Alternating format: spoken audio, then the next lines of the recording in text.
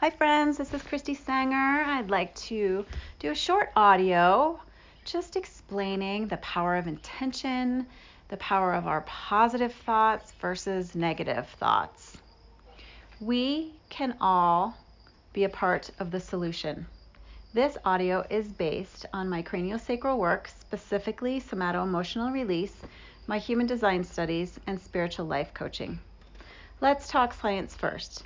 Specifically about somato-emotional release. Emotions are energy that can either move through us or get stuck in us. Emotions should normally move through this. When we resist feeling emotions, they get stuck in our bodies, which has the potential to cause pain, illness, and or disease. The best way to remedy this is to not resist the emotion, to acknowledge the emotion, to even give the emotion a specific name. Once you've done all this, then breath is really important. Breathe through the emotion until you start to feel the emotion dissipate. A guided meditation or perhaps an exercise session can be very helpful to allow the energy waves or emotions to dissipate, bringing us to a state of calmness and clarity. One of my favorite teachers is Lynne McTaggart. She has written many books, including The Power of Eight, that's the number 8, and The Intention Experiment, using your thoughts to change your life and the world. I love Lynne's work because first and foremost, she is a scientist who conducts valid experiments, proving or disproving her theories. Her studies, discussed in her 2 books, prove that the power of your thoughts can actually heal you as an individual and the collective, the world. In her book, The Power of 8, Lynne has proven how intention groups or groups of people can heal people who were considered medically unhealable, if that's a word. When we think positive thoughts, we create positive energy, which allows us as an individual to energetically vibrate at a high level. One person doing this increases their own personal vibrational frequency, which is shared with the next person, then the next person, and so on. Raise your personal vibrational frequencies, and you individually are the solution. A second piece of science actually deals with our hormones. So say you're on social media or you have the news on and something is said that is happy or positive, a happy or positive story. Typically you feel happy. So this is a result of different hormones that get sent out in our body. When something is negative, you feel what I'll call a jolt of an adrenaline. Initially, this jolt makes you feel better. However, this pleasure is brief, causing you to search for the next jolt again, causing brief pleasure. When you subject yourself to this negative cycle repetitively, you decrease the energetic rate that your cells move or vibrate at. This lowered vibrational frequency can lead to disease, pain, and or illness because it dampens your immune system.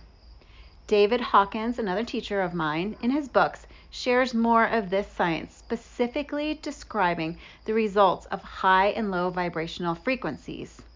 So what can we do individually and collectively? Our individual work to increase our vibrational frequency spreads to increase the vibrational frequency of the collective, of the world. So here's a good place to start. First, self-care. First thing every morning before you do anything, before you care for anyone else, spend time in meditation, exercising, maybe taking some time to make a fresh juice or smoothie, pray, whatever works for you. The most important thing to remember is you must first take care of yourself daily before caring for anyone else. Then, let's limit your exposure to the news. Many of us like to stay informed, and that's great. To stay positive, read the headlines and skim the details. When you listen to others recount situations, it's very easy to get caught up in their emotion. It's great if it's positive. That positive energy makes us feel good. Just avoid the negative, because negative emotions will temporarily make you feel better. An adrenaline jolt makes us feel good, irregardless of the source. However, the jolt from negativity is brief and lowers our vibrational frequency and spreads negativity to others. This, in turn, lowers the positive collective vibrations. So, just to be clear, this spread of vibrating frequency, whether positive or negative, can happen in person, so a face-to-face interaction, or it can happen over any sort of technology, especially social media.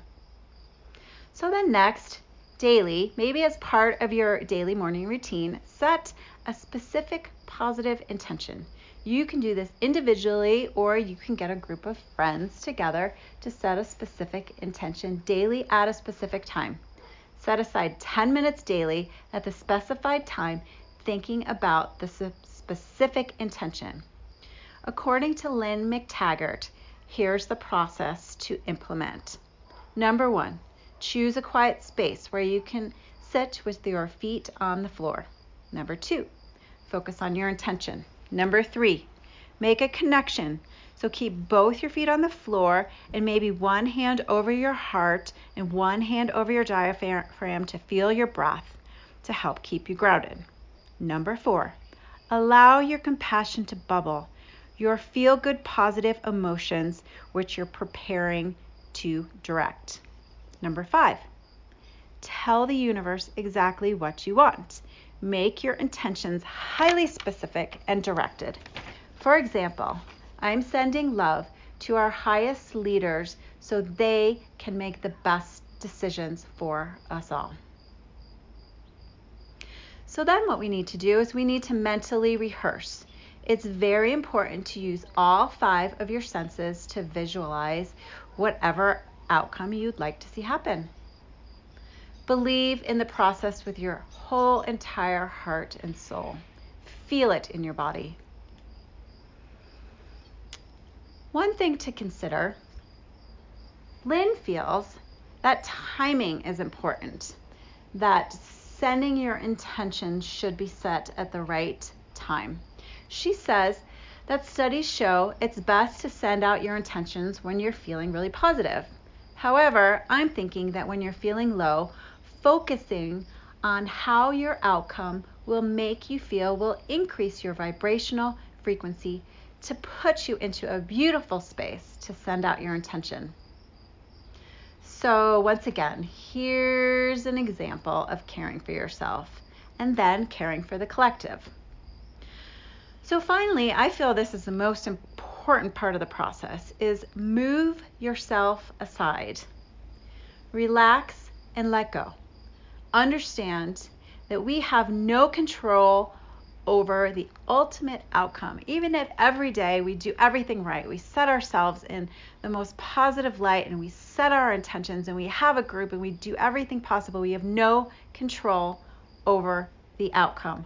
Surrender to the universe, to God, to the divine, whichever term resonates with you most clearly as to your description of your higher power to which you connect. Let go of the outcome. So just in closing, my hope for you over the next week and beyond is this thought from my spiritual life coach teacher, Ariel Hecht, from her book, 3 Seconds to Your Higher Self. Let's take some time to realize how strong the power of our intentions are, how strong the power of our thoughts are, both positive and negative. And quoting from Ariel's book, and when you do this, you will become a light to light more lights, a beacon of peace and transformation. This is the real work, the real evolution. Do not worry about saving the world.